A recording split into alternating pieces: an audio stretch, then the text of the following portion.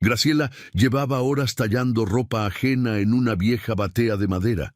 Las manos le ardían por el agua fría y el jabón barato, pero no podía detenerse, porque a pocos pasos de ella, dentro de una cuna improvisada que su esposo había construido antes de morir, dormían los dos únicos motivos que todavía le daban fuerzas para seguir adelante. Hacía apenas 4 meses que había enterrado a Hilario y se había quedado sola con 2 gemelos pequeños, una casa de adobe que empezaba a mostrar las heridas del tiempo y un futuro tan incierto como los caminos de la sierra después de la lluvia. En aquellos meses había aprendido una verdad que nadie le enseñó cuando se convirtió en viuda. Había aprendido que las lágrimas no llenan la despensa y que la tristeza no cría hijos. Fue entonces cuando el sonido de unos cascos rompió el silencio de aquella tarde. Graciela levantó la vista. Un hombre a caballo acababa de detenerse frente a su casa, y aunque ninguno de los dos lo sabía todavía, aquel hombre estaba a punto de convertirse en la última esperanza de Graciela. Si usted ha visto alguna vez a una madre luchar sola para sacar adelante a sus hijos, deje su like ahora mismo. Suscríbase a Cuentos del Viejo Campo y active la campanita para no perderse ninguno de nuestros relatos. Y cuéntenos algo. ¿Quién fue la persona que más lo ayudó en el momento más difícil de su vida? Nos encantará leer su historia. Y díganos también desde qué ciudad y qué país nos acompaña hoy. Ahora acompáñeme hasta la Sierra de Veracruz, porque esta historia estaba a punto de comenzar. Graciela tenía 23 años y una manera de mirar de frente que incomodaba a quienes esperaban que una mujer pobre bajara los ojos. Había crecido en un jacal de las afueras de Las Ánimas, un pueblo pequeño metido entre cafetales y barrancas en la parte alta de la Sierra Veracruzana, hija de un arriero que murió joven y de una madre que la enseñó a coser, a moler nixtamal y a no llorar delante de extraños. Conoció a Hilario Almazán en una fiesta patronal, una de esas noches en que el pueblo entero se juntaba alrededor de la banda de viento y el olor a pólvora de los cohetes se mezclaba con el del café recién tostado. Hilario era jornalero en la hacienda La Providencia, propiedad de don Plácido Zorrilla, y tenía las manos curtidas de quien empezó a trabajar la tierra antes de cumplir los 10 años. No bailó con ella más que una vez aquella noche, pero esa única vez bastó para que los dos entendieran que ya no había vuelta atrás. Se casaron un año después en la parroquia de Las Ánimas, con el padre Macedonio Treviño bendiciendo la unión. Y se fueron a vivir a una casita de adobe que no era de ellos, levantada en tierras de don Plácido, porque a cambio de un techo Hilario debía trabajar a medias en las labores de la hacienda y echar mano en lo que el patrón mandara, fuera tumbar monte o cargar costales de café en temporada de corte. Los hijos tardaron en llegar.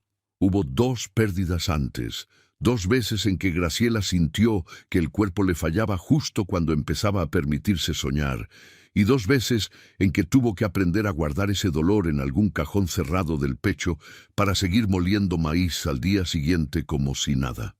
Cuando doña Soledad Quirós, la partera de la región, confirmó que esta vez venían 2 criaturas a la vez, la noticia cayó sobre la casa como agua de mayo sobre tierra seca. Hilario no cupo en sí de alegría, aunque por dentro también cargaba el miedo viejo de perder otra vez. Rezaron los 9 meses completos, y cuando llegó la noche del parto, una madrugada de llovizna fría que calaba los huesos, nació primero un varón que berreó con tanta fuerza que doña Soledad se rió a carcajadas, y minutos después llegó la niña, más pequeñita pero igual de aferrada a la vida que su hermano. Los llamaron Cipriano y Luz. Hilario llevó a los 2 en sus brazos por primera vez, con lágrimas que no se molestó en esconder, porque hay llantos que un hombre del campo se permite solo 2 o 3 veces en toda su existencia, y esa fue una de ellas. Esa misma noche, con los recién nacidos dormidos entre los 2 sobre el petate, Hilario le prometió a Graciela que iba a trabajar el doble, que esos 2 niños jamás iban a pasar las carencias que él había pasado de chamaco, y que poco a poco iba a juntar para comprar un pedazo de tierra propia, algo que nadie pudiera quitarles nunca, porque en esos años, con el reparto agrario apenas asomando en las conversaciones de la sierra y con caciques como don Plácido todavía dueños de casi todo, tener tierra propia era el sueño que cualquier jornalero cargaba en silencio bajo el sombrero. Y trabajó, vaya que trabajó. Aceptaba cualquier faena pesada que don Plácido le ofreciera, incluida la tumba de un rodal de árboles viejos al fondo de la hacienda, cerca de la barranca, donde los troncos eran tan gruesos y tan cansados de siglos que ningún hombre solo debía meterles el hacha sin compañía. Graciela le pidió varias veces que tuviera cuidado, y él siempre sonreía de lado y respondía que el cuidado era cosa de quien no tenía hijos que mantener. Fue precisamente en esa tumba de monte donde la tragedia ocurrió, cuando los gemelos tenían apenas un mes de nacidos. Hilario salió esa mañana con el hacha al hombro, besó la frente de los dos niños en la cuna improvisada, le pasó la mano por la mejilla a Graciela y le dijo que volvía a la hora de la comida. No volvió. Un mozo llegó corriendo hasta la casa a media tarde, sudoroso y con la cara blanca del susto, y no tuvo que decir mucho porque su sola expresión ya contaba la historia entera. Un árbol había caído del lado equivocado. Había alcanzado a Hilario de refilón en el pecho y en las piernas, y cuando los demás llegaron a auxiliarlo, ya no había nada que hacer. Graciela recibió la noticia parada en la puerta de la cocina, con un bebé llorando en brazos y el otro en la cuna, y no se desplomó, no gritó, no se desmayó. Se quedó muy quieta, como quien recibe un golpe tan profundo que el cuerpo todavía no entiende que ha sido herido. El entierro fue en el pequeño camposanto de las ánimas, apresurado, con media docena de personas y un padre suplente, porque el padre macedonio, que había casado a Graciela y a Hilario años antes, andaba esa semana atendiendo una capilla en la Sierra Alta. Don Plácido Zorrilla apareció apenas 5 minutos, dio el pésame con voz seca. Dijo que Hilario había sido un buen hombre y se fue antes de que cayera la primera palada de tierra sobre el cajón. En ese instante, algo dentro de Graciela ya sintió que había algo extraño en el modo de mirar de aquel hombre, pero el duelo era tan grande que no le quedaban fuerzas para detenerse a pensarlo. Volvió a la casa de adobe con los gemelos envueltos en un rebozo, se sentó en el banco del corredor y se quedó mirando el patio vacío por horas sin parpadear, hasta que Cipriano empezó a llorar de hambre y Luz lo acompañó poco después. Desde entonces entendió que el duelo es cosa de quien tiene tiempo, y ella no lo tenía. Los 4 meses que siguieron fueron los más largos de la vida de Graciela. Descubrió que su leche, aun con la comida pobre que lograba poner en el comal, todavía alcanzaba para sostener a los gemelos, y por eso le daba gracias a Dios de rodillas cada noche antes de acostarse. Descubrió también que doña Soledad Quirós, la partera, aparecía una vez por semana con un puño de masa, un trozo de panela y un atado de leña cortada, y se quedaba poco tiempo porque sabía que Graciela no aceptaba la caridad que se alargaba demasiado. Descubrió, sobre todo, que lavar ropa ajena era el único oficio que podía ejercer sin dejar a sus hijos desamparados, porque los bultos llegaban hasta el patio de su casa y ella los tallaba en la batea, los tendía en un mecate improvisado entre 2 postes de huizache y los entregaba cuando alguien pasaba a recogerlos. Ganaba poco, casi nada, pero ganaba. Lo que más le dolía en esos meses no era el hambre ni el cansancio ni las manos partidas de tanto restregar. Era el silencio de la casa por la noche, después de que los gemelos se dormían, cuando Graciela se sentaba en el banco de la cocina con un jarro de café aguado y miraba la silla vacía donde Hilario solía sentarse a amarrarse los guaraches antes de salir al monte. Era en esas horas cuando abría el guardapelo de plata que había sido de su madre, el único objeto de valor que aún conservaba, y se quedaba mirando la pequeña fotografía descolorida que guardaba adentro. Susurraba un solo ruego, repetido cada noche. Pedía fuerzas para aguantar un día más, porque 2 criaturas eran demasiado para que una mujer de su tamaño las cargara sola. Doña Soledad había aparecido precisamente el jueves anterior, más callada de lo normal. Se sentó en el banco de la cocina, tomó a Luz en brazos con esa ternura de quien ya ayudó a traer al mundo a medio pueblo, y le dijo a Graciela que necesitaba avisarle de algo. Contó que don Plácido había andado hablando en la tienda de don Tránsito Olvera, diciendo en voz alta que esa casa de adobe estaba mal aprovechada con una viuda adentro y que era necesario resolver pronto esa situación. Graciela escuchó sin responder, apretando entre las manos el trapo de cocina que tenía cerca. Doña Soledad se fue con el corazón apretado, y Graciela se quedó sola en el silencio de la cocina, entendiendo que lo poco que tenía también podía serle arrebatado en cualquier momento. Aquella tarde de viernes, el sol castigaba el patio como si quisiera secarlo todo de una sola vez. Graciela se había levantado a las 5 de la mañana. Había dado de mamar a los gemelos. Se había preparado un atole ralo para ella misma. Había barrido el patio, cortado 2 calabazas que todavía daba la milpa, dado de comer a las 3 gallinas que le quedaban, y se había puesto a lavar el bulto grande de ropa que doña Benigna Salcido, de un rancho vecino, le había enviado el día anterior. Era el bulto más grande que había recibido ese mes, y la paga le iba a alcanzar para 2 kilos de frijol, 3 kilos de azúcar y un trozo pequeño de cecina. Los gemelos dormían en una cuna de madera que Hilario había armado antes de morir, forrada con trapos limpios y puesta a la sombra de la pared. Cipriano tenía la manita cerrada cerca de la cara. Luz movía los labios como si soñara que mamaba. Graciela se detuvo un instante a mirarlos y sintió ese apretón bueno en el pecho que solo una madre sabe nombrar. Fue en ese instante cuando llegó el sonido. Primero lejano, después más firme, ese compás inconfundible de cascos golpeando el camino de tierra seca. Graciela levantó la cabeza, las manos todavía dentro de la batea, y contuvo la respiración sin saber por qué. Por su vereda casi nunca pasaba nadie, porque la casa quedaba fuera del camino principal, y quien llegaba hasta ahí era porque tenía un asunto particular que tratar. El caballo apareció en la curva, un animal fuerte, de pelo castaño bien cuidado, montado por un hombre que Graciela jamás había visto. Se detuvo a unos 20 pasos del patio, despacio, como quien no quiere asustar a nadie. Era un hombre alto, de hombros anchos, vestía camisa de manta clara con el primer botón abierto, pantalón oscuro, botas polvosas del camino y un sombrero de palma que se quitó en el mismo instante en que sus ojos se posaron en la escena. Debía tener unos 38 años. Tenía la barba corta, el rostro curtido por el sol y el aire de quien lleva años andando los caminos de la sierra a caballo. Pero lo que Graciela notó primero no fue nada de eso. Fue la mirada de aquel hombre que se detuvo en ella, luego en la cuna donde dormían los niños, luego en sus manos enrojecidas dentro de la batea, y cambió de expresión de un modo que ella no supo nombrar.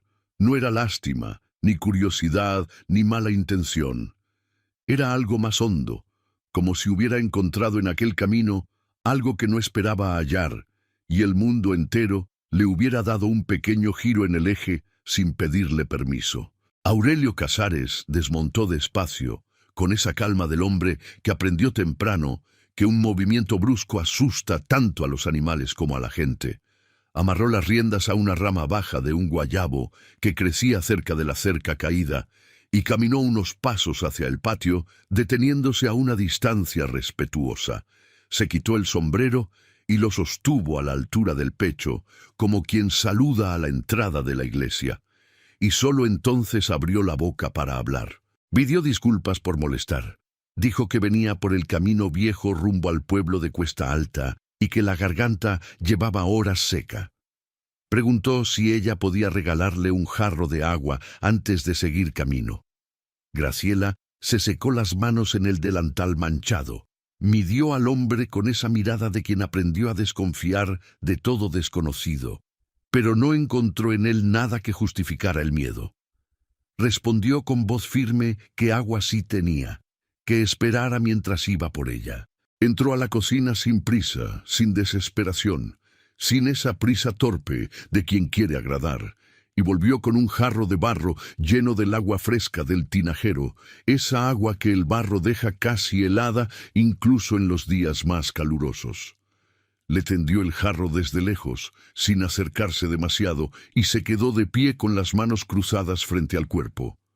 Aurelio aceptó con un movimiento de cabeza y se bebió todo de un trago, cerrando los ojos un instante, como quien agradece en silencio. Cuando terminó, devolvió el jarro vacío, se limpió los labios con el dorso de la mano y dio las gracias. Sus ojos volvieron a la cuna, donde los gemelos dormían, y se quedaron ahí un segundo más de lo que la cortesía permitía. Graciela lo notó, pero no dijo nada. Él preguntó en voz baja si esos dos eran suyos. Graciela respondió que sí, que eran sus hijos, Cipriano y Luz, de 5 meses. Aurelio guardó silencio un instante, como quien escoge las palabras, y luego preguntó, casi con recelo, si ella vivía sola en ese pedazo de tierra. Graciela endureció el rostro y respondió solamente que ahí, en esa casa, eran ella y los niños, nada más. El tono de la respuesta cerró la puerta a cualquier otra pregunta, y Aurelio entendió el mensaje en el acto, porque era hombre de leer silencios. Se puso el sombrero de nuevo, agradeció una vez más por el agua y le deseó buena tarde. Caminó de vuelta hacia el caballo, desamarró las riendas del guayabo y montó con la soltura de quien lleva toda la vida sobre una silla de montar. Antes de tocar al animal para seguir camino, miró otra vez a Graciela, después a la cuna de los niños, después al techo de la casa, que tenía varias tejas fuera de lugar, después a la cerca caída que nadie reparaba desde hacía meses. No dijo nada más. Solo se tocó el ala del sombrero en un saludo silencioso y partió por la vereda de vuelta al camino principal, dejando a Graciela parada en el patio con el jarro vacío en la mano. Ella volvió a la batea de ropa en cuanto el sonido de los cascos se perdió a lo lejos, pero algo dentro de ella se había salido de su lugar y no sabía explicar qué. No era miedo, porque el hombre había sido respetuoso. No era atracción, porque el corazón de una viuda reciente no debía pensar en esas cosas, o al menos eso le habían enseñado a creer. Era una sensación extraña de haber sido vista de verdad por primera vez en 4 meses, no como viuda lastimosa, no como mujer fracasada del campo, sino simplemente como persona, y eso la incomodó, porque se había acostumbrado a ser invisible, y que la vieran le dolía de un modo que ya había olvidado que dolía. Terminó de lavar el bulto de doña Benigna, sin volver a mirar hacia la vereda, decidida a olvidar ese encuentro, como si nunca hubiera ocurrido. Lo que Graciela no sabía era que, a 6 kilómetros de ahí, Aurelio había detenido el caballo a media vereda y se había quedado mirando el horizonte sin poder continuar el camino con normalidad. Se quitó el sombrero, se pasó la mano por el cabello sudado, respiró hondo y solo después volvió a tocar al animal. Tenía 38 años. Era dueño de un rancho de tamaño mediano del otro lado de la barranca, heredado de su padre y acrecentado a fuerza de trabajo y paciencia. Nunca se había casado. A quien le preguntaba, respondía que no había encontrado mujer que valiera la pena detenerse a mirar. Pero la verdad era más simple y más triste que eso. Aurelio había pasado la vida entera trabajando. Primero para ayudar a su padre enfermo, después para pagar las deudas que su padre dejó, después para aumentar el ganado, después para construir la casa grande que ahora se quedaba vacía todas las noches. Su padre había muerto cuando Aurelio tenía 22 años, dejándole un rancho pequeño, muchas deudas y una madre enferma que necesitaba medicina. Aurelio asumió todo de golpe.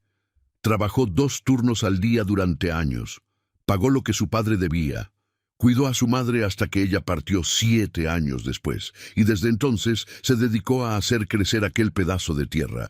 Compró más terreno, aumentó el hato de ganado, construyó una casa nueva, más grande, con 5 recámaras y un corredor ancho, porque algún día había soñado con llenar esa casa de familia.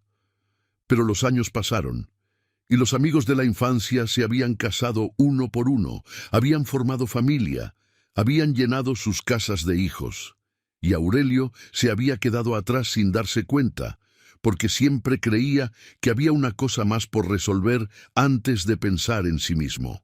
A sus 38 años, viviendo solo en una casa de 5 recámaras, donde el eco de sus propios pasos era la única compañía al final del día, había comenzado a sentir un vacío que el trabajo ya no llenaba.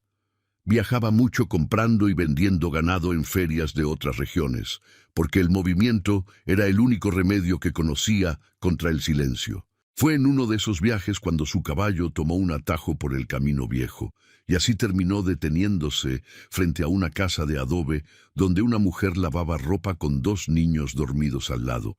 No era el camino más corto, ni siquiera era el que solía tomar, pero ese día algo lo hizo doblar a la derecha cuando debía seguir derecho, y nunca iba a lograr explicar bien el porqué. Lo que había visto en aquel patio lo dejó agitado de un modo que no entendía.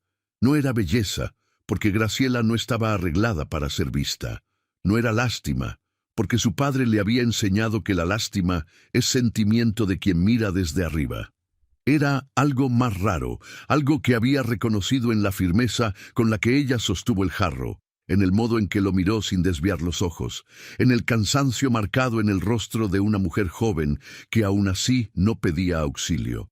Aurelio tocó el caballo hacia el pueblo de las ánimas, pero antes de llegar al rancho propio, decidió desviarse hacia la plaza, donde la tienda de don Tránsito Olvera servía también de cantina cuando caía la tarde.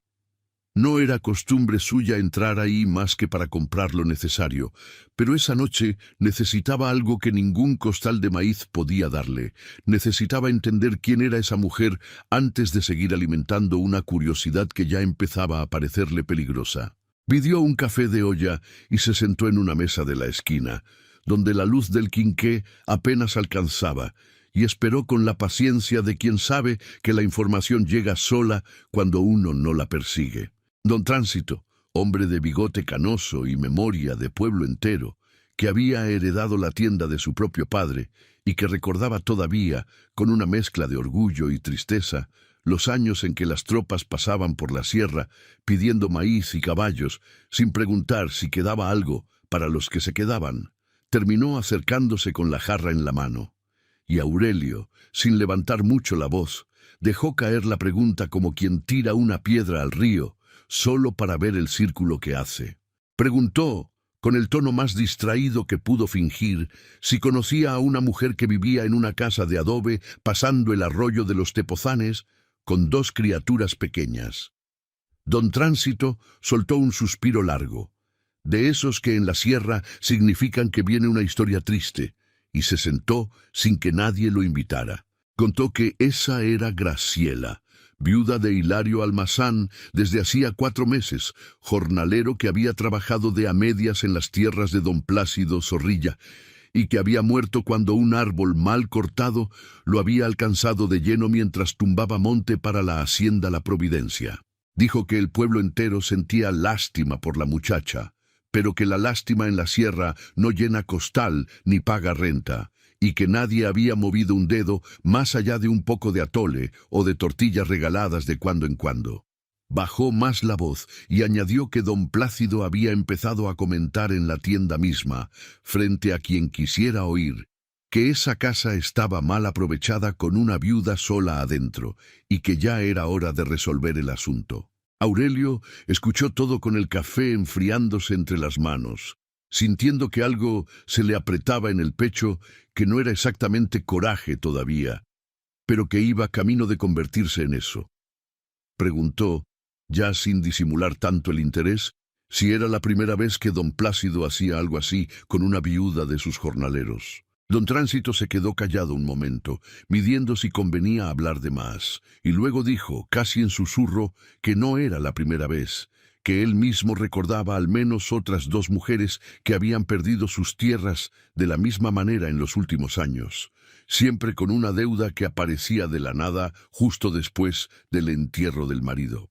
No dijo más, porque en pueblo chico hasta las paredes oyen, y un comerciante que vive de vender fiado no puede ponerse a acusar al hacendado más fuerte de la región sin medir las consecuencias. Esa noche, Aurelio se hospedó en la pensión de doña Zulema Pacheco, una mujer viuda también, de manos siempre ocupadas en algún bordado, que le sirvió un plato de frijoles con totopos y le preguntó, con esa confianza que da la edad, ¿qué lo tenía con la mirada tan lejos? Aurelio no contestó de inmediato.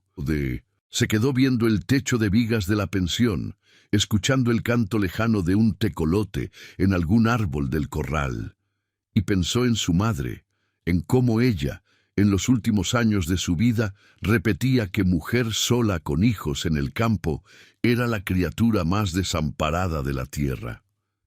Pensó en Graciela, en sus manos enrojecidas dentro del barril, en la firmeza con que había sostenido el jarro sin pedir nada a cambio. Se durmió tarde, y cuando despertó ya tenía tomada una decisión que no necesitaba ponerse en palabras todavía, pero que le pesaba en el pecho con la misma certeza con que un hombre de campo sabe, sin mirar al cielo, que va a llover antes del mediodía. 3 días después, Aurelio apareció de nuevo en el camino de Graciela, esta vez con una disculpa que él mismo sabía que no convencía a nadie.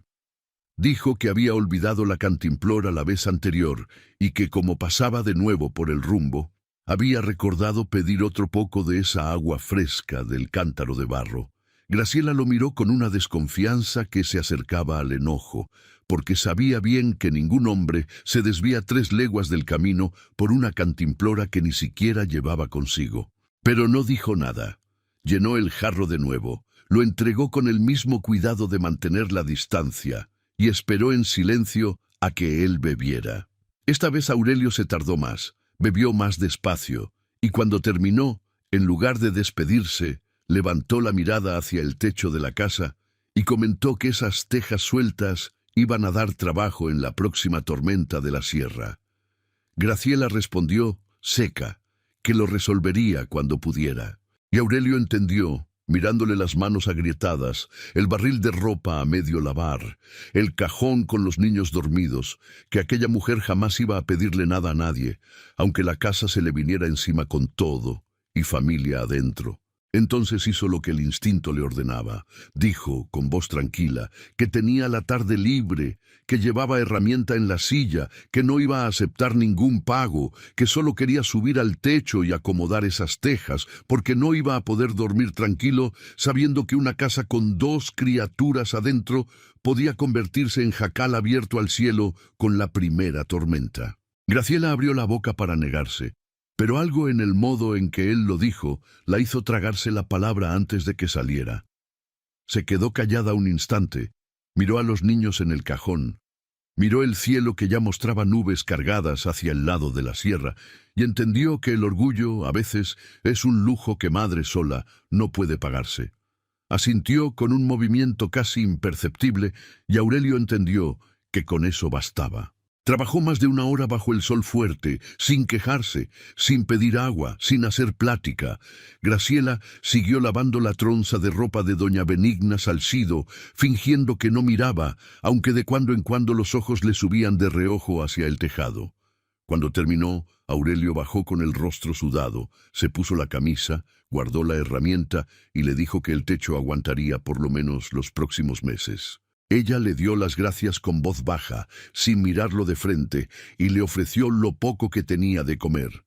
Aurelio rechazó con un gesto de la mano, dijo que ya había comido en el camino y que era hora de seguir.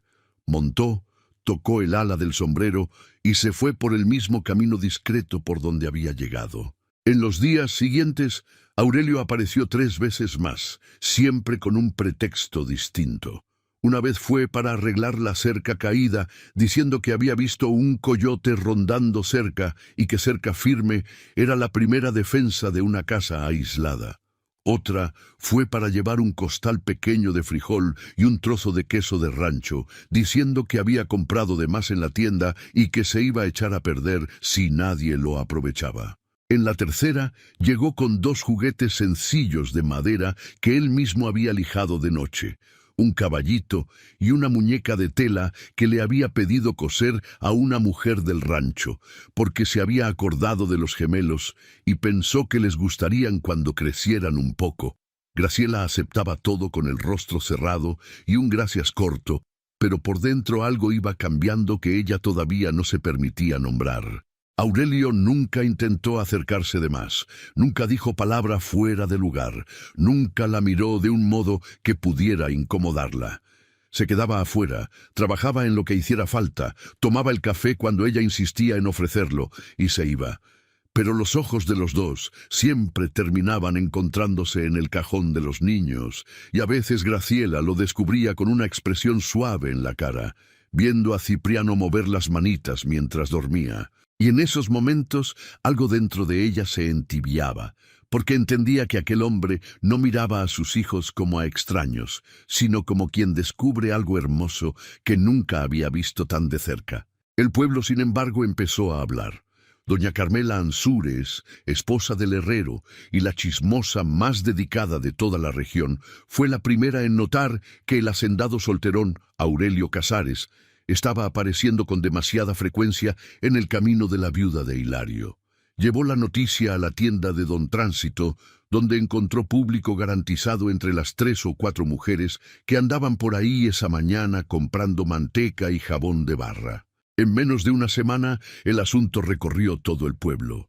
Viuda reciente, mujer joven, sola con 2 criaturas, recibiendo a un hombre en su casa sin compromiso formal, se volvió plato servido para quien no tenía más en qué ocupar la vida. El chisme creció como hierba en tierra abonada, ganando detalles que ni siquiera existían, inventando miradas y gestos que nadie había visto de verdad. Graciela empezó a sentir las miradas el domingo en que fue a misa cargando a los gemelos, y notó los cuchicheos detrás de ella en la salida de la iglesia. Las mujeres se apartaban cuando se acercaba. Las conversaciones bajaban de tono cuando ella pasaba. 2 o 3 cabezas se giraban en su dirección, con esa mezcla de curiosidad y juicio que tan bien conocen los pueblos pequeños. Ella fingió no notarlo. Se sentó en la banca de siempre, hasta atrás, donde los niños podían llorar sin estorbar la celebración, y rezó la misa entera con el rostro serio y la espalda recta, porque había aprendido temprano que quien agacha la cabeza ante el chisme solo logra que el chisme crezca más alto. El martes siguiente, doña Soledad Quirós llegó de nuevo con una canasta de huevos frescos y una jarra de leche, pero el rostro lo llevaba cerrado como nube de tormenta sobre la sierra. Se sentó en la cocina, tomó a Cipriano en brazos y le dijo a Graciela que necesitaba hablarle en serio. Contó que el chisme ya había llegado a oídos de don Plácido Zorrilla y que el hacendado se había puesto furioso, no tanto por cuestión de moral, sino porque sentía que lo estaban haciendo quedar como tonto frente a todo el pueblo. Dijo que don Plácido había gritado en la tienda de don Tránsito que nadie le iba a quitar tierra a la mala y que ese asunto iba a tener fin pronto. Graciela escuchó sin responder, sintiendo que la sangre se le helaba en los dedos, porque entendió que el juego había cambiado de tablero y que el tiempo que le quedaba ahí estaba contado. Pero lo peor todavía estaba por llegar. Esa misma semana, un jueves por la mañana, don Plácido Zorrilla apareció en el camino, montado en un caballo que no le llegaba ni a los cascos al de Aurelio, acompañado de Crescencio Bedoya, su capataz, hombre de cara cuadrada y mirada de quien no pregunta 2 veces. Graciela estaba tendiendo ropa en el lazo cuando los dos se detuvieron frente al patio y la sangre se le congeló antes de que don Plácido abriera la boca. El hacendado desmontó sin prisa, se quitó el sombrero con un gesto falsamente cortés y dijo: que necesitaba hablar con ella de un asunto delicado que ya no podía seguir esperando. Graciela sintió en el fondo del pecho que aquella conversación iba a cambiarlo todo otra vez, y apretó el trapo que llevaba en la mano como quien aprieta la última cuerda de una balsa en medio de la crecida. Don Plácido caminó hasta la sombra del corredor sin pedir permiso.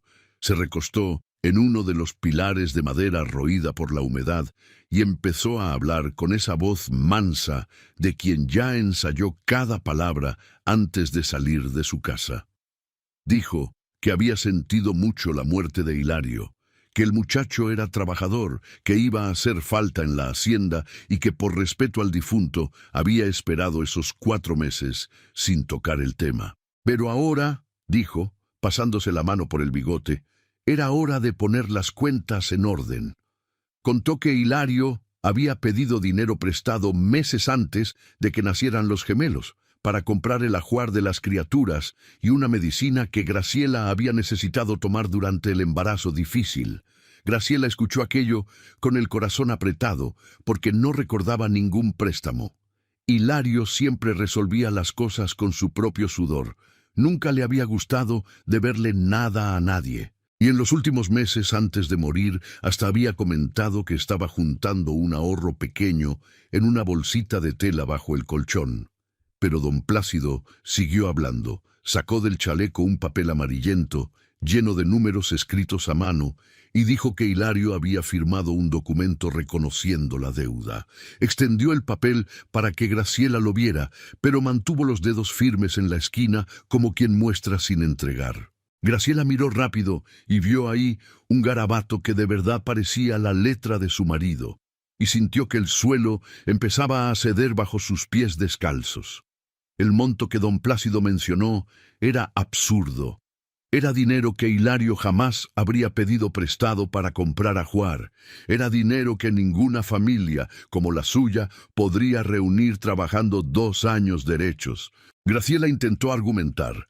Dijo con la voz controlada que no creía en ese monto, que su marido nunca había hablado de deuda alguna, que necesitaba hablar con doña Soledad, que era amiga de la casa, antes de aceptar nada. Don Plácido sonrió de lado con esa sonrisa que pone el hombre malo cuando sabe que está ganando, y dijo que lo sentía mucho, que entendía el dolor de la viuda, pero que las cuentas no perdonan a viuda alguna, y que si la deuda no se pagaba en 25 días, él tendría que tomar la casa como parte del pago. Crescencio Bedoya, que se había mantenido callado fuera de la cerca todo ese tiempo, tocó al caballo 2 pasos hacia adelante en ese momento, gesto que no dijo palabra alguna, pero que lo decía todo. Era el recado de que, si Graciela se resistía, la conversación podía ponerse menos amable. Don Plácido notó el efecto, guardó el papel en el bolsillo y dijo que iba a dar esos 25 días por puro respeto a la memoria de Hilario, pero que no iba a dar un día más. Dijo también, ya bajando los escalones del corredor, que si por casualidad algún hacendado de fuera andaba metiendo la nariz donde no debía, era bueno recordar que ahí, en esas tierras, mandaba él y que la falta de respeto traería consecuencias para todos los involucrados. Graciela entendió el recado sobre Aurelio en el mismo instante, y eso le dolió más que la amenaza de perder la casa, porque comprendió que la presencia de aquel hombre bueno en su vida ya estaba siendo usada como arma en su contra, y que cualquier ayuda que él quisiera ofrecerle de ahí en adelante podía convertirse en motivo de pelea mayor. Don Plácido y Crescencio montaron y se fueron por el camino sin mirar atrás, dejando a Graciela parada en el corredor, con las manos heladas y la cabeza dando vueltas. Los niños, en el cajón junto al barril, seguían dormidos, ajenos a todo. Y por eso mismo Graciela se sintió todavía más sola. Entró a la cocina, se sentó en la banca de madera, apretó el medallón de su madre contra el pecho y por primera vez en semanas dejó que una lágrima le bajara por el rostro. Pero fue solo una. Se secó la cara con el dorso de la mano, respiró hondo y se obligó a pensar con claridad. 25 días era poco tiempo, pero era tiempo. Tenía a doña Soledad, tenía al padre Macedonio en el pueblo, tenía la memoria de Hilario, que ninguna mentira de don Plácido podía borrar, y tenía a los 2 hijos que dependían de ella. No iba a entregarse sin pelear. Se levantó de la banca, volvió al barril de ropa y terminó la tronza de doña Benigna, porque hasta en medio de la tormenta la vida seguía exigiéndole que fuera madre y trabajadora a la vez. Pero por dentro, Graciela ya había empezado a planear. Aurelio apareció en el camino al día siguiente, ya entrada la tarde, llevando una botella de leche fresca y un trozo de queso que había tomado del rancho. En cuanto desmontó, notó al instante que algo estaba distinto. Graciela le daba la espalda, removiendo algo en una olla sobre el fogón de leña que había encendido en la esquina del corredor, y los hombros de ella estaban tensos de un modo que él ya sabía leer. Los gemelos estaban despiertos. Cipriano estiraba la manita hacia sus propios pies, y Luz movía la boca como conversando con las nubes. Aurelio dejó la leche y el queso sobre una tabla, se quitó el sombrero y preguntó, con la voz más baja que de costumbre, si todo estaba bien por ahí. Graciela no contestó de inmediato. Siguió revolviendo la olla, como quien intenta pensar bien qué decir, hasta que por fin bajó la cuchara de palo, se volvió para encararlo, y le dijo que no estaba bien, y que él necesitaba saber algo antes de seguir metido en aquello, sin conocer el tamaño del problema. Le contó todo lo que don Plácido había dicho: la deuda inventada, los 25 días, la amenaza disfrazada de cortesía, y el recado todavía más disfrazado sobre el hacendado de fuera que andaba metiéndose donde no debía. Lo contó sin lágrimas, sin teatro, con la misma voz firme con que se describe el clima. Aurelio escuchó todo de pie, con el sombrero en la mano, y cuando ella terminó, tenía la mandíbula apretada y los ojos con una dureza que Graciela nunca le había visto a ese hombre siempre tranquilo. Aurelio preguntó si ella sabía el monto exacto que don Plácido había mencionado. Graciela dio el número y Aurelio movió la cabeza despacio, porque ya había entendido el truco. Le explicó, con voz serena, que ese monto era imposible, que nadie presta esa cantidad a un jornalero de a medias, sin garantía alguna, que don Plácido estaba inflando la deuda para quedarse con la casa y seguramente con el pedazo de tierra alrededor. Dijo que quería pagar la deuda por ella, pagarla de un solo golpe, para que don Plácido no tuviera ya ninguna excusa para molestarla. Graciela negó con firmeza y dijo que no podía aceptar eso, que no iba a empezar una vida nueva debiéndole semejante favor a un hombre que apenas conocía. Aurelio entendió, porque conocía ese tipo de orgullo. Era el mismo que había tenido su propio padre, el mismo que él había heredado sin pedirlo. No insistió, solo dijo que, si ella no aceptaba el dinero, al menos aceptara que él fuera al pueblo a tratar de averiguar cómo se había registrado esa deuda, si es que de verdad existía algún registro, y a hablar con quien hiciera falta hablar. Graciela dudó, porque no quería meter a ese hombre en su problema, pero también sabía que sola no tenía manera de entrar al juzgado, no tenía manera de hablar con el notario, no tenía manera de enfrentar la red que don Plácido debía haber tejido durante años. Asintió con un gesto corto y dijo apenas que confiaba en él. Fue la primera vez que decía esas palabras a alguien desde que Hilario había muerto, y las palabras le pesaron en la boca como piedra de río. Aurelio montó antes de que oscureciera del todo y se fue directo al pueblo. Tocó la puerta de la casa parroquial cuando la noche ya había caído, y el padre Macedonio Treviño lo recibió con sorpresa educada, porque lo conocía desde que era niño, y sabía que solo aparecía así cuando traía asunto serio. Se sentaron en la banca de madera bajo el sabino del patio y Aurelio contó toda la historia sin omitir un solo detalle. El padre Macedonio escuchó en silencio, las manos entrelazadas sobre el regazo, el rostro poniéndose más serio a cada frase. Cuando Aurelio terminó, el padre respiró hondo, miró las estrellas que empezaban a asomarse sobre la sierra y dijo que ya sospechaba desde hacía tiempo que don Plácido andaba aprovechándose de la viudez de las mujeres de la región para quitarles tierra, pero que nunca había logrado probarlo. Dijo también que conocía a Hilario, que el muchacho se había casado en su iglesia, que había bautizado a los gemelos a las 3 semanas de nacidos, y que era hombre de nunca deberle nada a nadie, tan orgulloso como su propia esposa. El padre se levantó, caminó unos pasos por el patio pensando, y luego dijo que iba a ayudar a Aurelio. Contó que tenía un amigo en el juzgado de Tlaltetela, hombre honesto, que podía revisar si en verdad existía algún registro de esa deuda, y que si no lo había, ese papel que don Plácido le había mostrado a Graciela podía considerarse falso en el acto. Aurelio agradeció con la emoción contenida de quien no gusta de demostrar demasiado. Y antes de despedirse, el padre le puso la mano en el hombro y le dijo que aquella muchacha había sufrido bastante, que necesitaba a alguien que viera en ella lo que de verdad valía. Aurelio salió de la casa parroquial y fue directo a la pensión de doña Zulema, donde pasó la noche. A la mañana siguiente, muy temprano, montó el caballo y cabalgó hacia Tlaltetela, unas 3 horas de camino por la vereda principal que bajaba serpenteando entre la sierra. La neblina todavía no se había levantado del todo cuando salió, y el caballo avanzaba dejando huellas oscuras sobre la hierba mojada, mientras las chachalacas empezaban su alboroto en los árboles más bajos, anunciando que el día ya estaba decidido a llegar. A medida que el camino descendía, el aire se iba calentando y el olor a tierra húmeda daba paso poco a poco al aroma de café recién tostado que llegaba desde algún patio invisible entre los cafetales. Aurelio cruzó 2 arroyos crecidos por las lluvias recientes.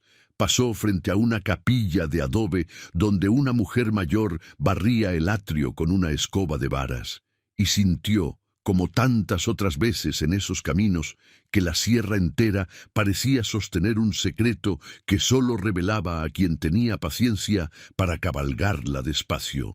Llegó a Tlaltetela ya con el sol bien alto, el sombrero cubriéndole apenas la cara del calor de las 3 de la tarde.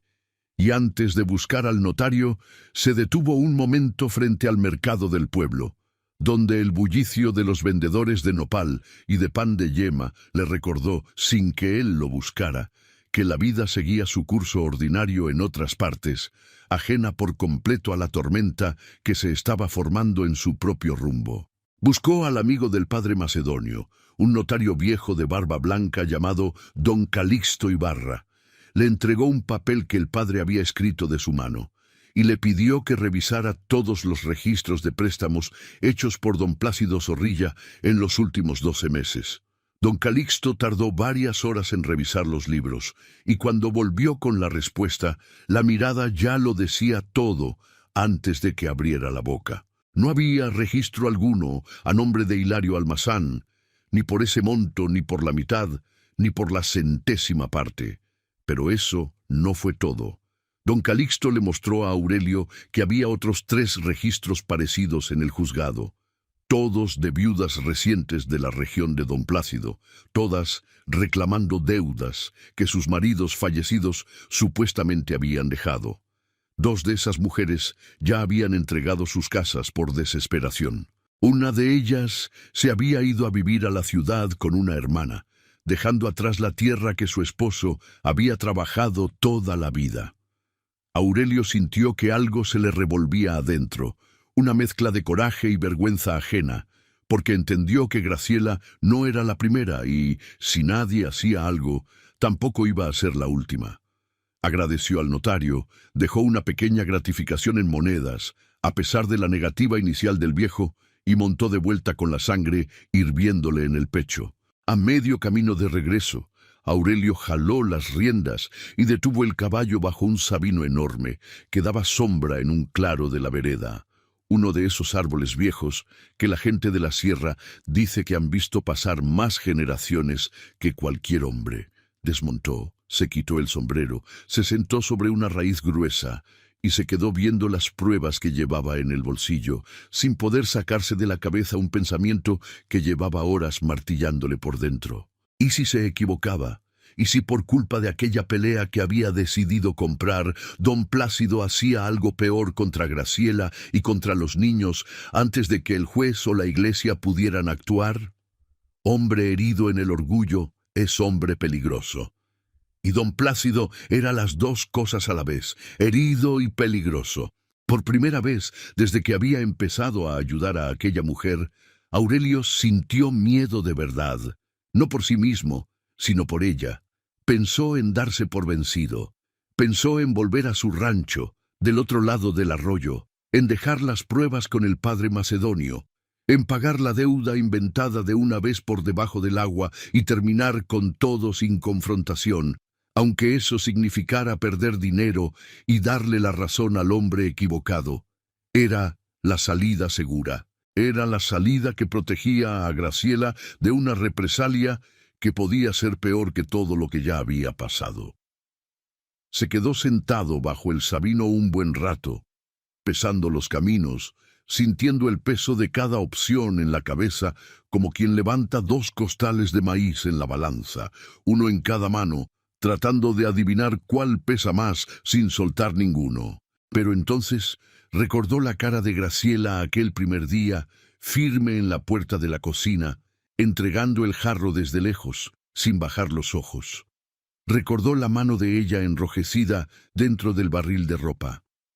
Recordó a los gemelos dormidos en el cajón de madera que su padre había hecho antes de morir, y entendió algo sencillo. Pagar la deuda por debajo del agua protegía el cuerpo de Graciela, pero insultaba su alma. Una mujer de ese temple no iba a aceptar recuperar su casa por un favor silencioso que jamás podría rechazar. Ella iba a querer la verdad expuesta, costara lo que costara. Montó de nuevo, se puso el sombrero con firmeza y siguió el camino, ahora sin ninguna duda de lo que iba a hacer. Mientras Aurelio estaba fuera, esa misma tarde, Crescencio Bedoya apareció solo en el camino de Graciela. Llegaba sin el patrón, pero con ese aire de quien recibió una orden específica de incomodar sin dejar marca visible. Detuvo el caballo cerca del lazo de ropa a propósito, justo donde Graciela tendía las prendas de doña Benigna, y se quedó mirándola en silencio un buen rato. Después desmontó despacio, caminó hasta el cajón de los gemelos y se paró justo al lado, como quien evalúa mercancía. Graciela sintió que la sangre se le helaba y dejó caer el trapo en el cesto. Caminó firme hasta colocarse entre el capataz y sus hijos y le preguntó qué quería ahí. Crescencio sonrió de modo torcido. Dijo que el patrón le había mandado recordarle el plazo y que también le había mandado avisar que hablar con gente de fuera solo empeoraba la situación.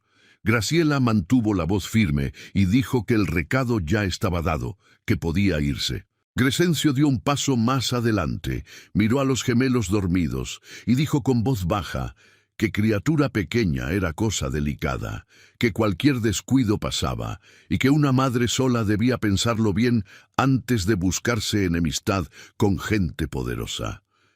Graciela sintió el terror subirle por la espalda, pero ni los ojos le temblaron. Señaló el camino y le dijo con una voz que salió más dura de lo que esperaba, que se fuera de ahí en ese instante, porque si sus hijos despertaban con el ruido, ella iba a tener razón para gritar y llamar la atención de medio pueblo. Crescencio rió bajito, escupió en el suelo del patio y montó sin prisa, diciendo antes de irse que 25 días pasan rápido. Graciela esperó a que se perdiera en la curva del camino, y solo entonces sintió que las piernas le fallaban. Se sentó en la banca del corredor, tomó a Cipriano en brazos, después a Luz, y los abrazó a los dos contra el pecho apretado. Las lágrimas le llegaron por fin, esta vez sin que pudiera contenerlas. No llorando por ella, sino por aquellos dos pequeños que habían heredado un mundo injusto antes siquiera de aprender a caminar. Llorando hasta que el peso disminuyó un poco y después, como siempre hacía, se secó el rostro. Volvió al trabajo y empezó a pensar en cómo defenderse si Aurelio no regresaba a tiempo. Guardó el machete de la cocina bajo la banca del corredor, atrancó la puerta de la casa con una tranca de madera que nunca usaba, y rezó por primera vez pidiéndole a Dios no solo fuerza, sino protección de verdad. Aurelio llegó al final de aquel día, casi a oscuras, y cuando vio a Graciela sentada en el corredor con el machete bajo la banca y el rostro de quien había pasado por algo serio, no necesitó preguntar. Graciela le contó rápido sobre Crescencio, sobre la amenaza velada a sus hijos, y Aurelio sintió en el pecho una rabia tan limpia y tan absoluta que por un instante hasta él mismo le tuvo miedo a esa rabia, pero la tragó, respiró hondo y se sentó junto a ella en la banca del corredor. Contó entonces todo lo que había descubierto en Tlaltetela, los registros que no existían, las otras viudas, el amigo del padre macedonio. Graciela escuchó con el corazón apretándose de indignación a cada detalle, porque por fin entendía el tamaño de la trampa que le habían tendido. Aurelio dijo que al día siguiente, temprano, iba a ir directo al pueblo a enfrentar a don Plácido públicamente en la tienda de don Tránsito, donde la historia había empezado a correr. Dijo que iba a llevar las pruebas, que iba a denunciar el engaño frente a todos, y que después iba a buscar al juez de Tlaltetela para registrar una queja formal. Graciela escuchó todo, y cuando él terminó, hizo una pregunta que Aurelio no esperaba.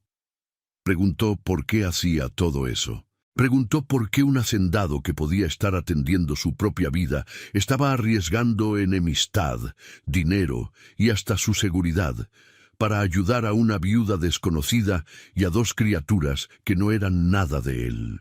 Aurelio se quedó en silencio un buen rato, mirando al suelo, como quien busca palabras que nunca antes había tenido que decir. Después levantó la mirada y le dijo que había pasado toda su vida creyendo que el trabajo era suficiente para llenar el vacío de un hombre, que casa grande bastaba para quien tenía tierra, que el silencio era descanso. Dijo que se había engañado a sí mismo durante años, hasta el día en que pasó por ese camino por error y vio a una mujer lavando ropa con dos niños dormidos al lado. Dijo que en ese momento entendió que faltaba algo en su vida que nunca iba a encontrar solo en un potrero, y que si dejaba que aquella mujer y aquellos niños fueran tragados por la maldad de un hombre como don Plácido, se iba a odiar el resto de su vida. Graciela escuchó aquello con el corazón latiendo de un modo que no latía desde hacía mucho tiempo, y por un segundo pensó en decir algo, pero no encontró palabra que le cupiera. Aurelio se levantó. Dijo que iba a pasar la noche en la pensión del pueblo para estar cerca de cualquier cosa que pasara de madrugada, y tocó con la mano la cacha de la pistola que llevaba al cinto siempre que viajaba por esos caminos, como quien avisa sin palabras que estaba listo para lo que viniera. Le pidió que no le abriera la puerta a nadie más que a doña Soledad o al padre Macedonio. Graciela asintió, y antes de que él montara, hizo algo que ni ella misma sabía que iba a hacer. Le tocó el brazo rápido, un toque corto y torpe, como quien agradece sin encontrar palabras. Aurelio sintió aquel toque como si alguien le hubiera encendido un candil por dentro, pero no lo dejó ver. Solo asintió, montó y partió por el camino hacia el pueblo. Mientras Graciela cerraba la casa y acomodaba a los niños en el cajón junto a su cama, lo bastante cerca para sentir la respiración de los dos durante la noche en el pueblo, mientras Aurelio se hospedaba en la pensión de doña Zulema, don Plácido también estaba recibiendo noticias. Crescencio Bedoya había corrido a contarle que un hombre había aparecido en Tlaltetela, metiéndose en papeles, y que por las señas solo podía ser el hacendado de fuera que andaba rondando el camino de la viuda. Don Plácido no dijo una palabra cuando lo oyó. Solo terminó el cigarro que estaba fumando, miró al techo de la sala donde estaba sentado y después llamó a 4 de sus hombres más recios. Dio la orden con voz baja y definitiva de que fueran al día siguiente bien temprano, antes de que saliera el sol, hasta la casa de la viuda. Dijo que no quería plática.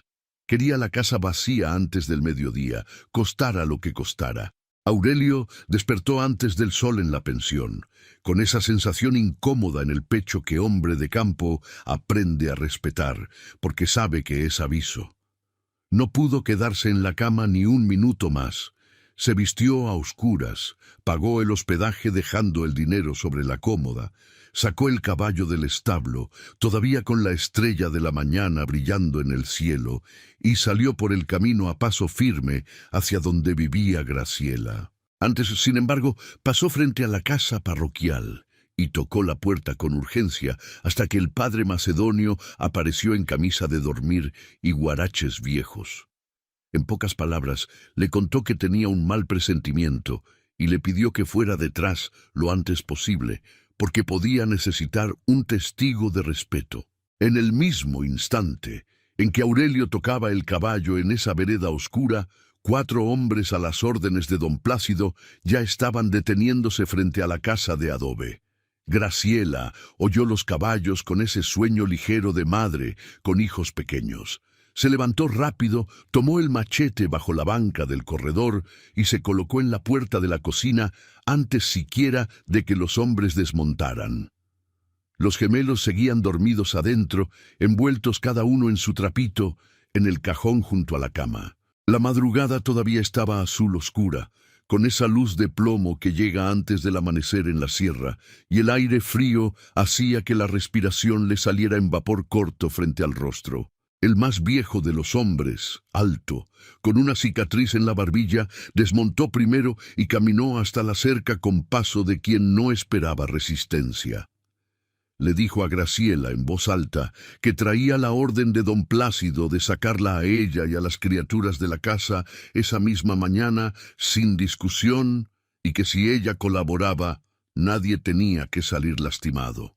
Graciela contestó con la voz más firme que pudo encontrar dentro del miedo, que aquella casa había sido de su marido, que ella no se iba a ningún lado sin una orden de autoridad, y que el primero que pisara dentro del patio iba a tener que pasar antes por el machete. Sostuvo el mango con las 2 manos frente al pecho, no para herir, sino para mostrar que no se iba a entregar. Los 4 hombres rieron, una risa fea de quien se cree dueño del suelo que pisa, y el hombre de la cicatriz empezó a empujar la cerca para entrar al patio. Fue en ese instante que el sonido de cascos rápidos cortó el silencio de la madrugada, y el caballo de Aurelio apareció en la curva del camino a todo galope. Jaló las riendas con violencia frente a la escena. Desmontó antes de que el caballo terminara de detenerse y se colocó entre Graciela y los 4 hombres con la mano derecha descansando firme sobre la cacha de la pistola que llevaba al cinto. No la sacó, solo dejó la mano ahí, en ese gesto que todo hombre de campo entiende sin necesidad de palabra. El hombre de la cicatriz no se intimidó. Escupió en el suelo, dio 2 pasos al frente y dijo con voz gruesa que Aurelio no tenía nada que hacer ahí, que eso era asunto entre su patrón y la viuda, y que si se metía iba a salir lastimado también. Aurelio respondió sin mover la mano de la pistola, que asunto con viuda y con criaturas era asunto de todo hombre decente, y que si alguno de ellos daba un paso más hacia la cerca, iba a descubrir en carne propia lo que es plomo de madrugada. La tensión se puso tan pesada en el aire de esa madrugada que hasta el viento dejó de moverse entre las hojas del huizache. Uno de los otros hombres, más apresurado, pensó que iba a resolver la situación de un solo impulso. Avanzó por detrás del hombre de la cicatriz y trató de empujar a Aurelio con el hombro para abrirse paso. Aurelio recibió el golpe. Tambaleó 2 pasos, pero no cayó. Antes de que el hombre pudiera recomponerse, Aurelio le devolvió el empujón con un codazo seco en el pecho, que lo tiró de espaldas al suelo de tierra, levantando polvo. En ese mismo instante, dentro de la casa, Cipriano despertó con el ruido y empezó a llorar fuerte, un llanto de niño asustado que cortó la madrugada como navaja. Y enseguida Luz acompañó a su hermano, porque criatura pequeña siente el miedo de la madre como si lo sintiera en la propia piel. Graciela gritó hacia adentro que todo estaba bien, pero no se movió de la puerta, no bajó el machete, no quitó los ojos de los hombres. El llanto de los dos niños llenando el aire le dio a la escena una nueva dimensión, porque en ese momento ninguno de los cuatro podía fingir que no sabía lo que estaba amenazando. Estaban ahí para sacar de la casa a una madre y a dos criaturas de brazos. Y el llanto de los niños era prueba viva de que habían venido a hacer algo que ningún hombre de conciencia limpia debería hacer. Dos de los cuatro desviaron la mirada al suelo, incómodos, porque hasta capataz de hacendado malo tiene un fondo de moral que despierta a la hora equivocada. El hombre de la cicatriz, sin embargo, no era de los que se conmueven. Sacó del cinto un cuchillo largo y dijo que iba a darle fin a esa historia antes de que saliera el sol de una vez. Aurelio desenfundó la pistola en ese instante, pero no la disparó. La levantó a la altura del pecho del hombre y montó el gatillo con el pulgar, en un chasquido seco que retumbó en el patio y dejó a los otros tres petrificados en su lugar. Los dos que estaban a caballo empezaron a retroceder despacio, porque pleito vale, pero morir por un capricho de don Plácido no vale. El hombre de la cicatriz dudó por primera vez, el cuchillo todavía en la mano, pero el brazo ya menos firme. Calculando el tiempo que iba a tardar en alcanzar a Aurelio antes de que llegara el plomo, Aurelio les dijo a los hombres, con voz baja pero cargada de una gravedad que hizo dar un paso atrás hasta al caballo del hombre de la cicatriz, que el primero que avanzara 1 centímetro más iba a llevarse plomo antes de tocar la cerca. Dijo también, siempre en el mismo tono, que su patrón había armado un fraude grosero contra una viuda, y contra la memoria de un hombre de bien, que él ya tenía pruebas en el bolsillo de que esa deuda nunca había existido, y que dentro de pocas horas esa historia iba a estar regada por toda la región, junto con los nombres de las otras 3 viudas que don Plácido ya había engañado de la misma manera en años anteriores. Los hombres se miraron entre sí, porque esa parte no la esperaban. Los 4 se quedaron parados un instante largo, midiendo el riesgo, y solo el llanto de los gemelos dentro de la casa cortaba el silencio de la madrugada. Los caballos de los hombres golpeaban las patas contra el suelo nerviosos, sintiendo la tensión de sus dueños, y Aurelio sentía el peso de la pistola en la mano derecha y el sudor bajándole por la frente a pesar del frío de la madrugada. Pero no bajó la mirada, porque sabía que bajarla en ese momento sería su sentencia. Uno de los hombres más jóvenes, quizás el más inexperto de los 4, empezó a retroceder despacio hacia su caballo, porque había entendido antes que los otros que ese hacendado no era de los que hablan por hablar. Antes de que el hombre de la cicatriz pudiera reaccionar a la deserción de su compañero, otro caballo apareció en la curva del camino, más lento, pero llegando con presencia. Era el padre Macedonio, todavía con la sotana arrugada, el rosario enredado en la mano, y el rostro serio de quien había cabalgado a oscuras, sabiendo exactamente a qué iba. Detuvo el caballo junto al de Aurelio, miró a los 4 hombres, uno por uno, y dijo, con la voz calma de quien predica en misa cada domingo, que aquella casa estaba ahora bajo testigo de la iglesia y bajo la protección de la palabra del Padre de aquella parroquia.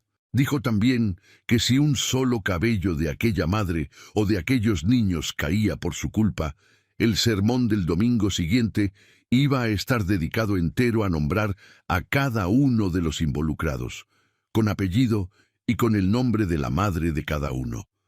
En la sierra, padre del lugar pesa más de lo que cualquier hombre de ciudad entiende. Los 4 hombres bajaron la cabeza, se retiraron de la cerca, montaron de vuelta en sus caballos sin decir más y partieron en dirección a la hacienda La Providencia, con el rabo entre las patas.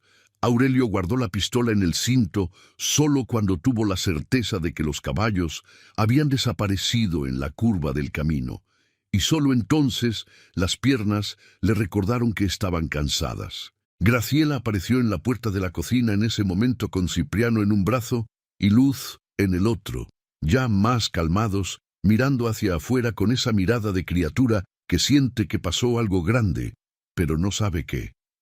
Cuando vio que los hombres se habían ido, que Aurelio estaba de pie y que el padre estaba ahí a su lado, Las piernas le fallaron de verdad y tuvo que recargarse en el marco de la puerta para no dejar caer a ninguno de los dos niños. El padre macedonio desmontó, caminó hasta Graciela con paso firme, tomó a Cipriano en brazos con la delicadeza de quien sabe sostener criatura pequeña y le bendijo la frente con el pulgar, como quien agradece a Dios por la protección concedida. Después hizo lo mismo con Luz, y solo entonces entró a la cocina con Graciela para acomodar a los dos en el cajón otra vez. Mientras tanto, Aurelio se quedó en el corredor, respirando hondo, sintiendo que la adrenalina del enfrentamiento le bajaba por las piernas poco a poco.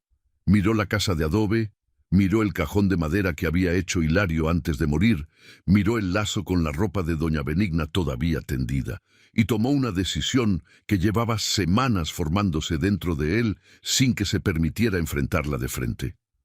No iba a volver a su rancho solo. No iba a seguir viviendo en un silencio que ya no tenía sentido. Iba a resolver todo eso ese mismo día, con el mismo impulso, antes de que el valor se le enfriara. Cuando el padre salió de la cocina, Aurelio pidió permiso y entró. Graciela estaba sentada en la banca con Cipriano en brazos, y a Luz la había tomado doña Soledad, que había llegado justo esa mañana temprano para la visita de la semana, como siempre hacía, y había llegado precisamente en el momento en que los hombres partían por el camino. Aurelio pidió un momento solo con Graciela, y doña Soledad salió con el padre hacia el corredor. Aurelio se sentó en la banca junto a ella, no demasiado cerca, respetando el espacio, y se quedó en silencio un largo instante, buscando las palabras justas.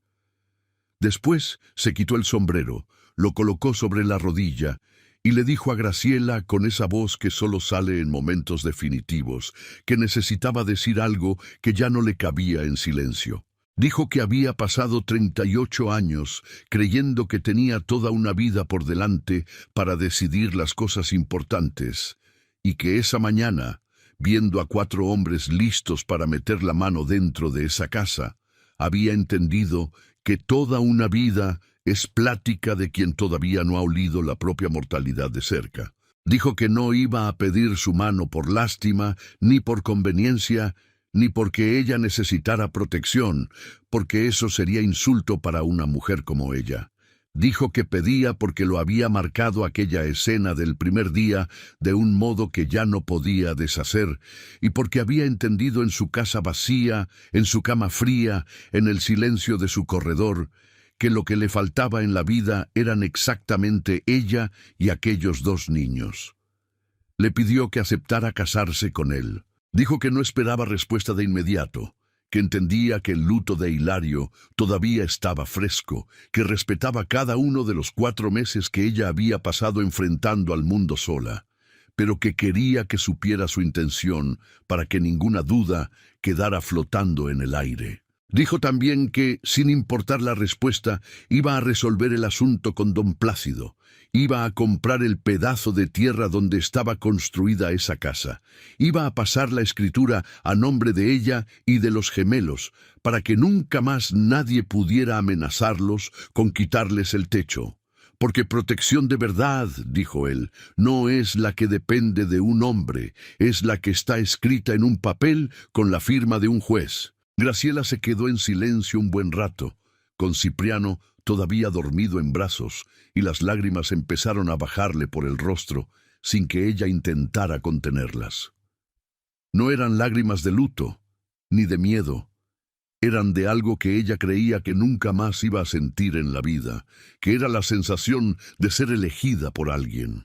Cuando logró hablar, le dijo a Aurelio que necesitaba tiempo para pensarlo bien, que no iba a dar respuesta en el calor del susto, pero que sentía por él algo que tampoco le cabía ya en silencio. Dijo que si él estaba dispuesto a esperar un poco, la respuesta probablemente iba a ser la que él esperaba oír. Y Aurelio, oyendo eso, sintió que el pecho se le abría de un modo que no había experimentado en toda su vida adulta. Ese mismo día, ya entrada la mañana, Aurelio cabalgó hasta la tienda de don Tránsito, acompañado del padre macedonio. Llegaron a la hora de más movimiento, con 8 o 9 hombres del pueblo sentados en las bancas de afuera, bebiendo aguardiente o platicando sobre la cosecha. Don Plácido también estaba ahí, sentado en la mesa del fondo con 2 amigos hacendados, y Crescencio Bedoya de pie atrás, haciendo de guardia. Aurelio entró con calma. Caminó hasta quedar muy cerca de la mesa, sacó del bolsillo los papeles que el notario don Calixto había preparado, y los colocó abiertos sobre el tablón. Empezó a hablar en voz alta para que todos los presentes oyeran, contando punto por punto la historia de la deuda inventada, de las otras viudas, de los registros que no existían. Don Plácido se puso rojo.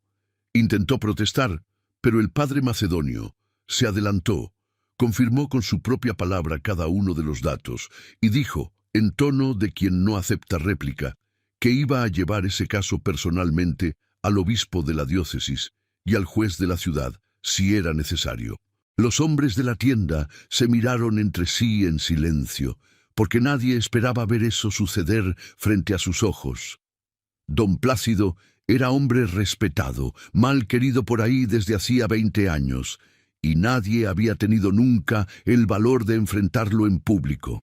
Ahora, con pruebas sobre la mesa y el padre al lado, el hacendado no tenía cómo escabullirse por la puerta de atrás sin perder el poco prestigio que todavía le quedaba. Aurelio entonces dijo, siempre en voz alta, que estaba dispuesto a no llevar la denuncia ante el juez, siempre y cuando don Plácido aceptara venderle ese mismo día el pedazo de tierra donde estaba la casa de adobe, por un valor justo, y siempre que firmara un documento renunciando a cualquier reclamo futuro contra la viuda de Hilario y sus hijos. Don Plácido miró alrededor, vio los rostros de los otros hacendados presentes, vio la mirada firme del padre, entendió que no había salida con honor, y aceptó con la voz rasposa. Dentro de 2 horas, en el juzgado del pueblo, las firmas quedaron hechas, el dinero cambió de manos, y la tierra donde Graciela vivía pasó a tener dueña legítima por primera vez en su vida. La dueña era ella misma, registrada como viuda de Hilario Almazán, con los gemelos como herederos directos. Aurelio le entregó la escritura a Graciela esa misma tarde, sin ceremonia, sin palabra de más, solo poniendo el papel doblado en su mano, como quien entrega una llave. Graciela miró el documento, leyó despacio su propio nombre escrito ahí, leyó el nombre de sus hijos, y entendió en ese instante que su vida acababa de ganar un suelo firme que ya nadie podía quitarle. Miró a Aurelio, que esperaba callado, con el sombrero en la mano, y le dio con la voz baja pero clara la respuesta que él había pedido esa misma mañana. Le dijo que sí. Dijo que aceptaba casarse con él, no por protección, porque la protección ya la tenía en la mano en ese momento, sino porque quería. La boda se celebró 2 meses después en la iglesia del pueblo, en una ceremonia sencilla oficiada por el padre macedonio. Doña Soledad fue la madrina y don Tránsito, el dueño de la tienda, fue el padrino por invitación de Aurelio. Graciela llevó un vestido azul claro, sencillo, cosido por ella misma, con una cinta blanca prendida en el cabello oscuro y el medallón de plata de su madre colgado del cuello, porque quería que un pedazo de su familia estuviera ahí en ese momento también. Los gemelos se quedaron en brazos de doña Soledad durante la ceremonia, Cipriano dormido y Luz mirando todo con los ojos bien abiertos. Cuando el padre los declaró marido y mujer, Aurelio se inclinó para besar a Graciela en la frente, y aquel gesto sencillo cargó más verdad que cualquier beso de película pudiera cargar. A la salida de la iglesia, hasta doña Carmela apareció con un ramito de flores del campo y una disculpa tragada, sin palabras, pero entendida. Era una mujer que llevaba el chisme como otros llevan el rosario, casi por costumbre, más que por maldad, y que en el fondo había crecido sola entre tantas bocas ajenas que terminó aprendiendo que hablar del vecino era la única manera que conocía de sentirse parte de algo. Le puso las flores en las manos a Graciela sin decir gran cosa, solo un murmullo de que esperaba que fuera muy feliz, y Graciela, que ya no tenía espacio en el pecho para guardar rencores viejos, le agradeció con una sonrisa sincera, porque entendía que en pueblo chico hasta el chisme termina siendo, a su manera torcida, una forma de no perder de vista a los demás. El rancho de Aurelio, conocido por el pueblo como las bugambilias, por las enredaderas moradas que su madre había plantado años atrás junto al portón, recibió por fin a los habitantes que llevaba años esperando. Graciela entró a esa casa con los gemelos en brazos, miró las 5 recámaras, el corredor ancho, el potrero verde que se extendía hasta el cerro, y tuvo que detenerse en la puerta porque las piernas se le pusieron flojas. Aurelio le puso la mano en la cintura con delicadeza, le dijo que se sintiera en confianza, que todo eso era de ella también ahora, y que no tenía que apurarse para acostumbrarse. Graciela tardó semanas en sentirse en casa, pero poco a poco fue arreglando los cuartos a su modo, poniendo flores del campo en las ventanas, colgando cortinas sencillas en los huecos grandes, sembrando un cantero de hierbas de cocina en el patio de atrás. La casa, que antes solo tenía eco, empezó a tener sonido de gente. Los gemelos crecieron rápido, como crecen los niños bien alimentados y bien cuidados. Cipriano fue el primero en llamar a Aurelio papá, a los 11 meses, un domingo por la mañana, cuando Aurelio entró al cuarto de los niños a ver por qué estaban inquietos, y el chiquillo estiró los brazos y dijo la palabra con esa voz torpe de quien todavía está aprendiendo a hablar. Aurelio tuvo que sentarse en la silla del rincón para que las piernas no le fallaran. Luz, más observadora, esperó 2 meses más para repetir la palabra, pero cuando lo hizo, fue jalándole la pierna del pantalón a Aurelio en medio de la cocina, exigiendo que la cargara. Y Aurelio, que había pasado 38 años creyendo que jamás nadie lo iba a llamar así, descubrió en ese instante que las palabras más pesadas de la vida muchas veces caben en 2 sílabas dichas por una criatura pequeña. Hay quien dice que la felicidad en el campo se mide en cosechas, en cabezas de ganado, en hectáreas que un hombre puede recorrer a caballo sin cruzar terreno ajeno. Pero los que de verdad conocen las sierras saben que la felicidad se mide distinto, en el ruido de pasos pequeños sobre un piso de tierra apisonada, en una mujer que ya no aprieta el medallón de su madre por las noches porque el miedo ha dejado de visitarla, en un hombre que aprende, ya entrado en años, que el silencio que tanto había confundido con paz no era más que la antesala de una soledad que él mismo se negaba a nombrar. La dignidad que Graciela había defendido a solas en un patio de adobe, con un machete bajo el banco y 2 criaturas dormidas a su espalda, no se había desvanecido con la boda ni con la escritura firmada ante el juez.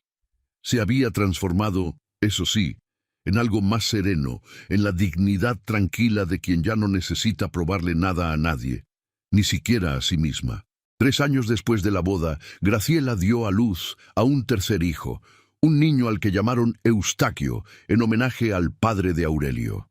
El parto fue difícil, pero doña Soledad estuvo ahí, como había estado en el parto de los gemelos, y todo salió bien al final de una noche larga que dejó a toda la casa de las bugambilias en vela, con Aurelio caminando el corredor de un lado a otro hasta que el llanto del recién nacido cortó la madrugada.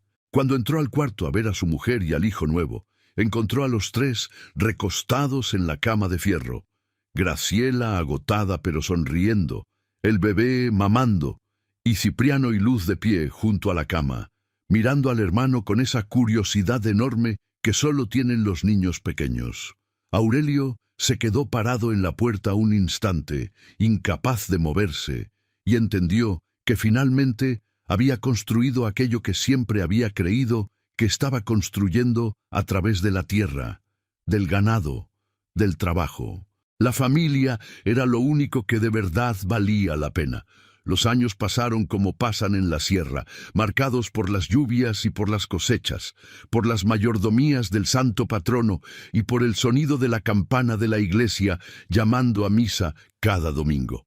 Cipriano creció parecido a Hilario, de hombros anchos y modo callado, con esa costumbre de quedarse pensando antes de hablar que su padre biológico también tenía. Luz creció parecida a su madre, cabello oscuro, y esa firmeza en la mirada que venía de Graciela, la misma que un día había sostenido un jarro de agua sin bajar los ojos frente a un desconocido a caballo. Eustaquio creció parecido a Aurelio, alto y de voz baja, con la misma costumbre de mirar el horizonte cuando algo le pesaba en el pecho.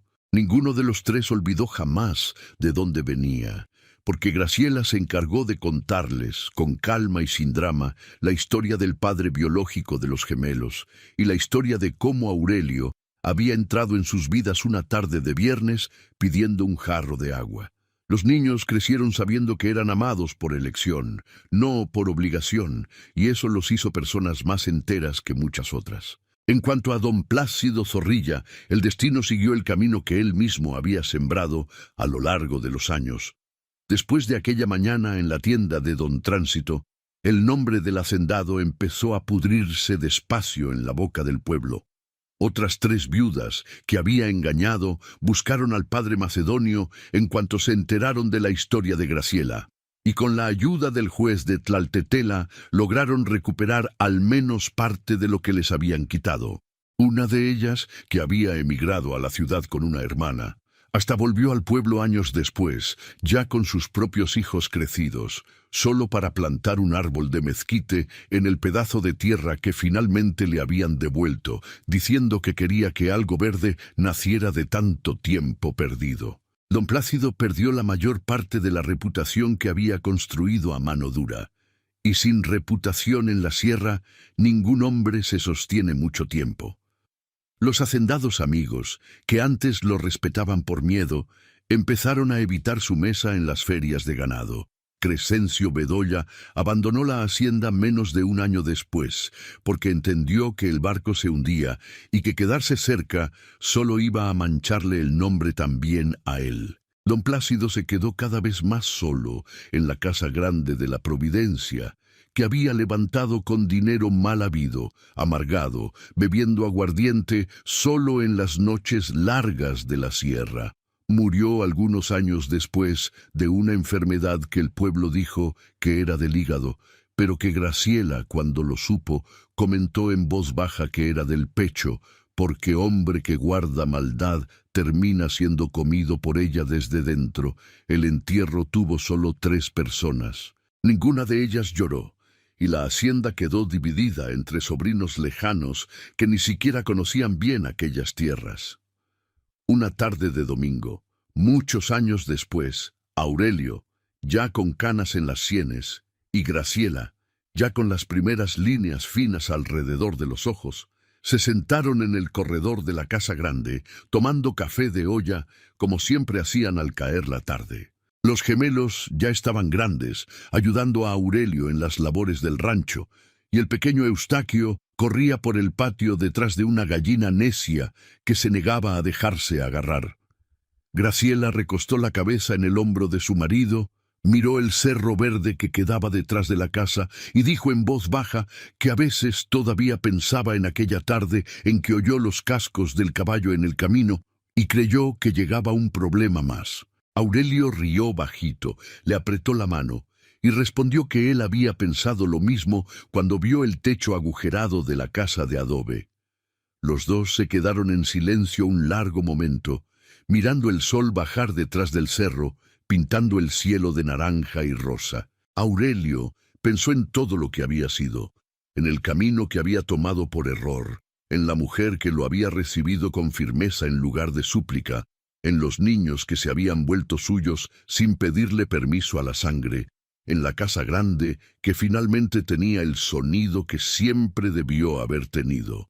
Graciela pensó en Hilario con gratitud y nostalgia, sin culpa, porque entendía que el amor no es una sola flor que se marchita cuando otra florece junto a ella. Es más bien como la sierra misma después de la lluvia, donde cada ladera guarda su propia siembra, y ninguna le quita a la otra el derecho de crecer. Sabía que Hilario, donde estuviera, sonreía con ella, porque sus hijos habían crecido bajo un techo firme, con una madre de pie y un hombre de bien a su lado. Si esta historia tocó tu corazón, déjanos tu like y compártela con alguien que necesite saber que volver a empezar es posible. Suscríbete al canal Cuentos del Viejo Campo y activa la campanita para no perderte las próximas historias. Y ahora quiero saber de ustedes. Cuéntenme en los comentarios cuál fue el momento que más los marcó en esta historia, porque leo cada comentario y no se imaginan cuánto me motiva eso a seguir trayendo nuevas historias. Y para ti que llegaste hasta aquí, muchas gracias. Nos vemos en la próxima historia y que Dios te bendiga.